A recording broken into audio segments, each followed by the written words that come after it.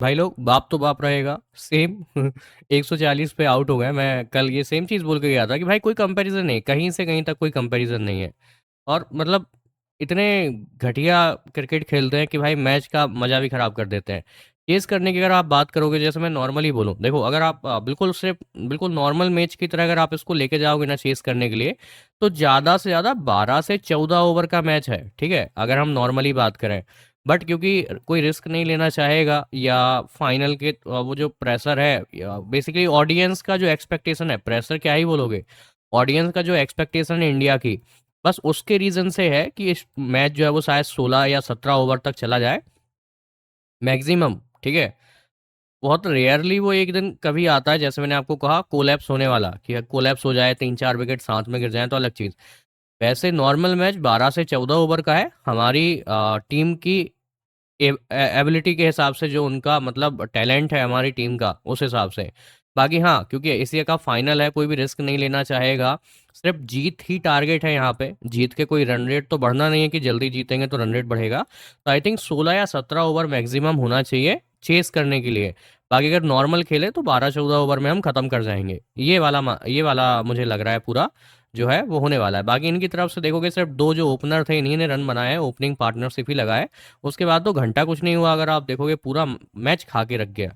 और भाई हाँ, विकेट्स की अगर आप बात करोगे ना, तो स्टार्टिंग आई थिंक मैंने मैच वैसे देखा है बट मैं भूल गया यहाँ पे। तो जो पहला विकेट है वो आई थिंक वरुण चक्रवर्ती ने लिया था, 2 विकेट के साथ। पूरा उसका भाई का रहा है 4 ओवर। लेकिन हाँ भाई, कुलदीप यादव ने 1 ओवर में आई थिंक 3 विकेट ले लिए अगर मैं गलत नहीं हूँ तो, और टोटल 4 विकेट के साथ सबसे ज़्यादा विकेट्स भाई के रहे हैं। बाकी नॉर्मल सबने गेंदबाजी, अगर आप देखोगे बॉलिंग जो हमारी बहुत अच्छी रही है नॉर्मली। स्टार्टिंग में 10 ओवर तक विकेट नहीं गिरा था, बट इतने कुछ खास रन भी नहीं बने थे। आई थिंक 87 ही रन थे 10 ओवर के अंदर, जो कि T20 के हिसाब से इतना ज़्यादा नहीं होता। अगर इसको ये डबल भी कर लेते ना, तो भी टारगेट हमारी रेंज में ही होना था, जो कि 160 170 समथिंग आता। बाकी उससे पहले ही वो सब निपट निपटू गए हैं, आप जो यहाँ पर देख रहे हैं, खत्म हो गया मैच तो ये है। बाकी चेस करने के लिए आते हैं तो फिर हम बात करेंगे जब एक बार पूरा मैच कंप्लीट हो जाए, फिर डिटेल से इस पे बात करते हैं। प्रोबेबिलिटी की बात करो तो भाई यहाँ पे 11% दिखा रहा है, यहाँ पर 89% दिखा रहा है। इस 11 में से एक निकाल लो, एक ही परसेंट छोड़ो, यही इनका प्रोबेबिलिटी है। और ये 1% में तभी जीत पाएंगे जब हमारा दिन हद से ज़्यादा घटिया निकल जाए।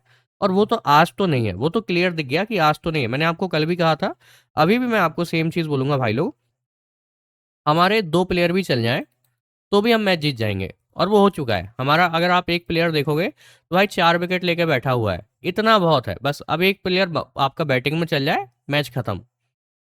ये इनकी औकात है, ये इनके 11 जो अभी आपको ये अपने जौहर दिखा के गए हैं, ठीक है, ये 11 लोग। और अभी बॉलिंग में आएंगे कुछ जौहर दिखाने, ये सारे अपने सिर से लेकर नाखून तक का भी पूरा दम लगाएंगे तो भी नहीं जीतने के हैं।